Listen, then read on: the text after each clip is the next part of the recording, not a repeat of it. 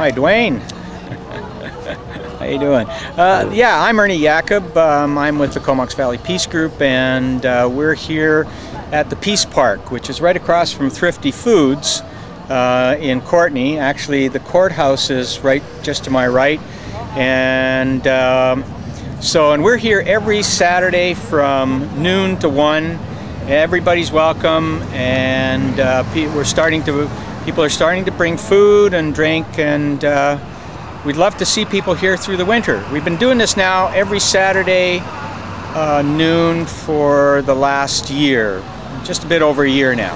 And we'll be here every Saturday, so come on down, join us. This is great, but I think we got a lot of work to do. This is a very serious issue today, and I'm really glad that we're all part of the millions and millions of people across the world and across this country who are advocating for peace at this time. And it's important to be aware and to raise the awareness with our friends, with our families, because what our federal government is doing. We just had a throne speech a couple of weeks ago in the House, and that's what we said. Boo. That throne speech passed, and in that throne speech was a commitment to remain in Afghanistan in a conflict mission past 2009. We've been calling on this government to withdraw our troops from that combat mission now. We believe that we should start on the negotiated peace settlement. The Afghan government has made comments to that regard. People in Afghanistan know that this war is not going to be won militarily. And if we don't start talking about peace, we're never going to get there. And our government doesn't seem to think that that's where we need to go. There's also just been recently reintroduced security certificate legislation that would take away the human rights of people who may be detained in our country just on suspect that they might, maybe, who knows, they could possibly have some terrorist thought in their mind. This is very, very dangerous legislation, and something that we are also opposing. These are the things that we need to be concerned about and keep raising awareness on. So I just want to briefly say thank you all for the work that you've done. I know you've been out here week after week, and a lot of you work in a lot of different organizations. I've seen your faces around at many protests and rallies, and I just want to thank you from the bottom of my heart for keeping up this work. So keep working towards peace, and I know there's some activities happening in Victoria tomorrow.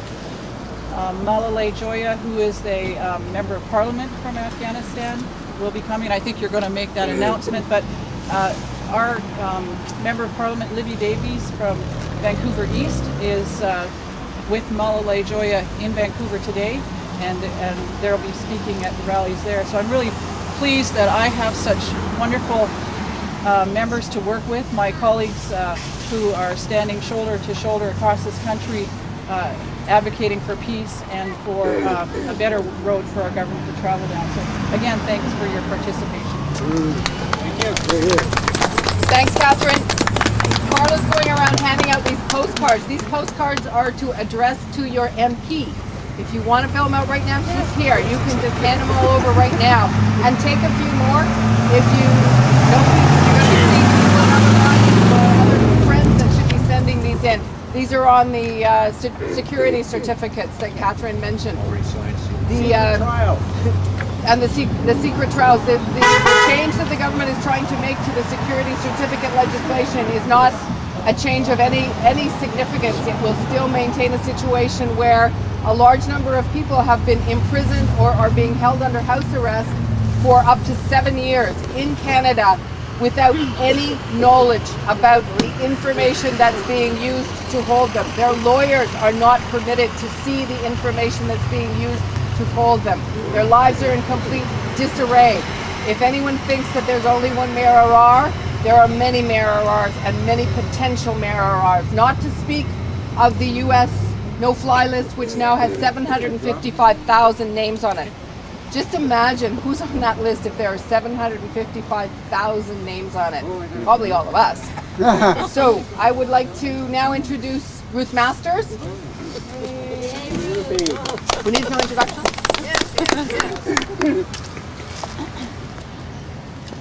Thank you very much, and I'm pleased to be here and that people have organized this demonstration.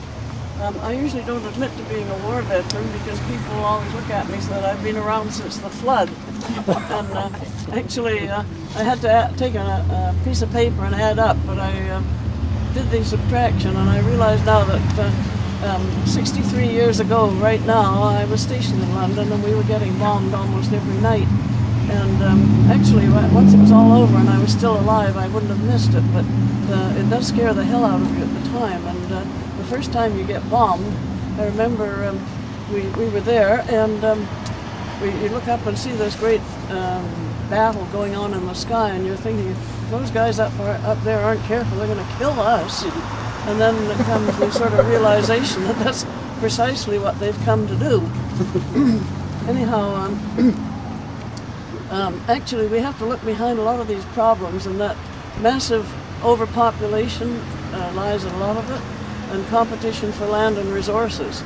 And you look behind most of the battles, and it's land and resources, which are getting scarcer all the time as we're plundering out the planet at a speed that is not sustainable by any stretch of anybody's imagination.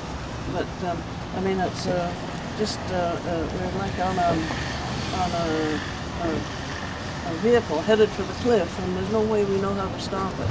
Anyway, I won't go on any longer. I'm very flattered to be here, and as I said when I got back from the Second World War, I remember coming into Canada and I said, I'm awfully glad to be here. I'm glad to be anywhere.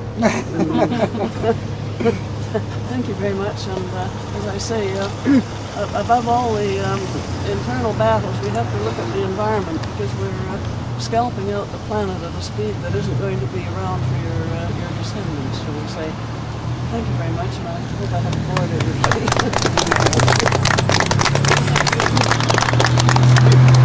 Thank you, Ruth. Before I ask Gwen to speak, I want to raise one other issue that some of you may know about, but not all of you. There's a young woman activist. She's an American citizen who is studying at the University of British Columbia and is active with an organization called Mobilization Against War and Occupation in Vancouver. 6 weeks ago, a month ago, not too long ago, she was prevented from entering Canada at the border because she had peace literature in her car. She removed the peace literature, she entered again with no problem. When she came back to the border, going back into the States to try and pick up her belongings, she was arrested. She was being held, she was being threatened with deportation. Again, this is a case that requires people to stand up. There have been, in the last couple of weeks, there have been 6 or 7 people arrested, Americans and Canadians, by Canadian Border Services Agency, and threatened. There was a woman from Philadelphia who was taking 12 Haitian refugees to the border to enter Canada. She had done this many times before. The usual arrangement is she phones the Canadian Border Service, says, I am bringing X number of refugees, I'll be there at such and such a time. This time she did the same thing. She phoned, I'm bringing 7 children and 5 adults, I will be there at such and such a time. When she arrived, she was arrested. So they are the level at which our civil liberties and our right to hold opinions and our right to political expression are being trampled is being ramped up very, very quickly. The woman's name in Vancouver is Alison Bodine.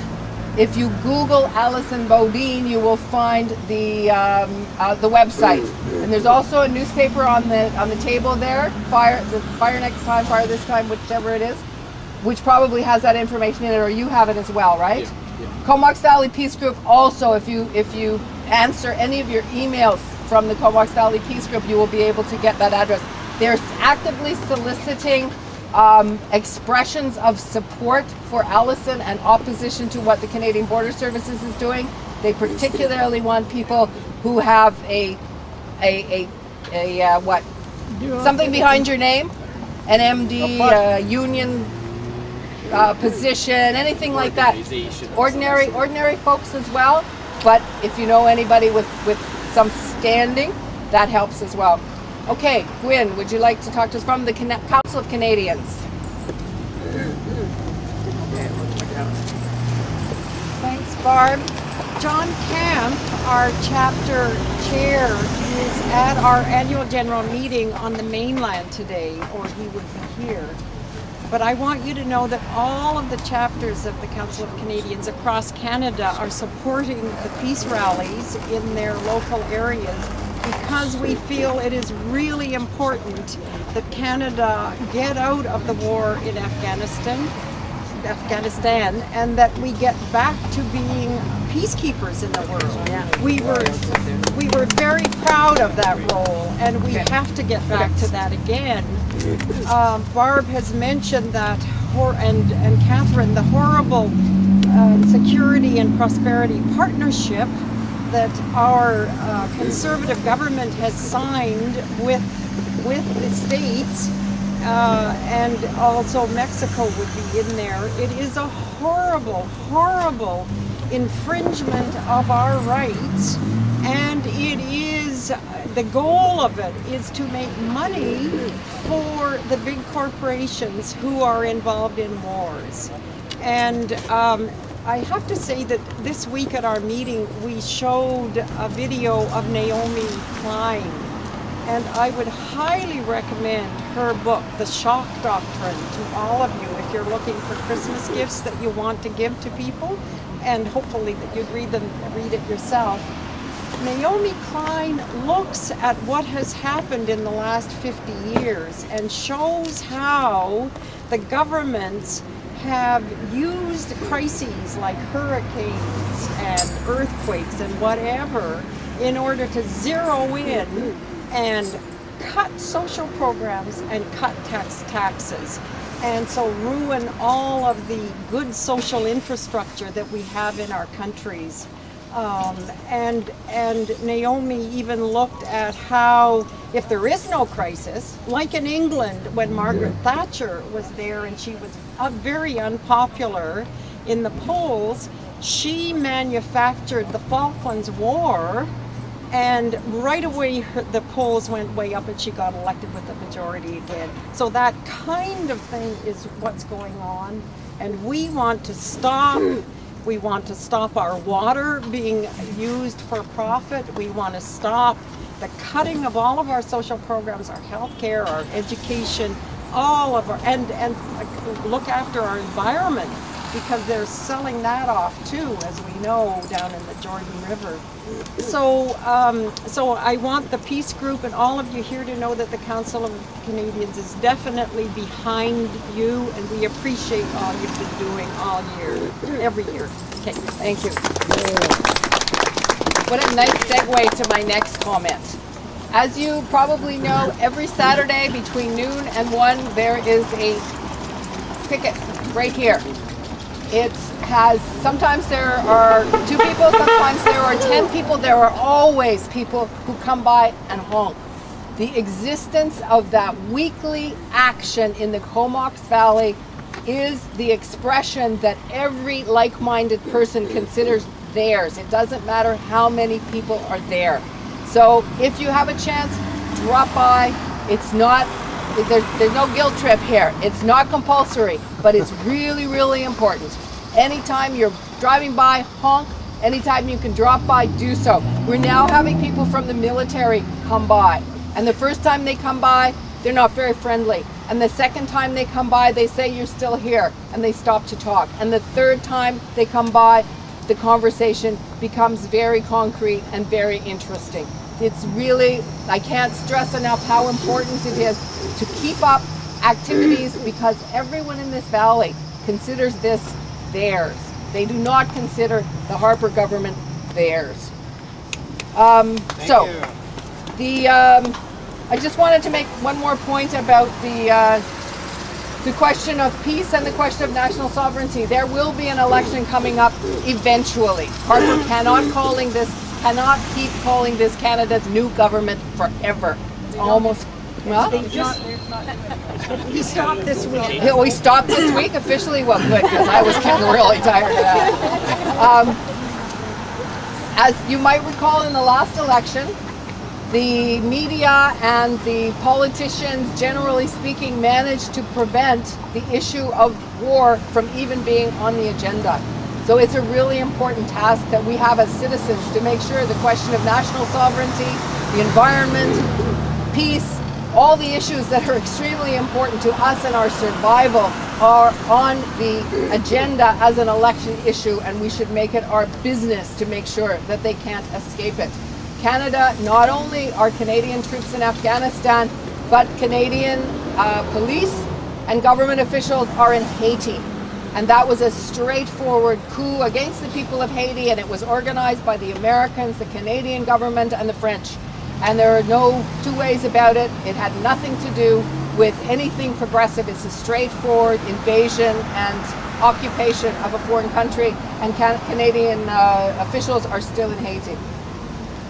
The rest of it is basically announcements. Tomorrow, Malala Joya is speaking at a demonstration in Victoria at 1 p.m. and at a meeting at UVic at 7 p.m. There is a car going, at least one car, hopefully more. They will be meeting here at 9 o'clock tomorrow morning. If you want to go, talk to Ernie or Betty, and would encourage people to go, and especially if we can get at least 2 cars so that one might be able to stay for the 7 o'clock meeting as well. On November the 7th, this is important for anybody who can make it, Stockwell Day, who is the minister responsible for the security certificates, will be speaking at a luncheon at the Westerly. It's organized by the local Conservatives to drum up support for John Duncan. They want to get rid of Catherine and replace her with John Duncan in this riding. So they are putting some pressure on from the top. And Stockwell Day will be here. It will be a really important opportunity to educate people about the question of security certificates and to show our opposition. Again, Comox Valley Peace Group will send out information as we get more details about the exact time. I want to thank Mud Sharks. Mud Sharks agreed to lend us the coffee maker. And when we went to pick it up, it was full of coffee. So they also supplied the coffee. So thanks to Mud Sharks.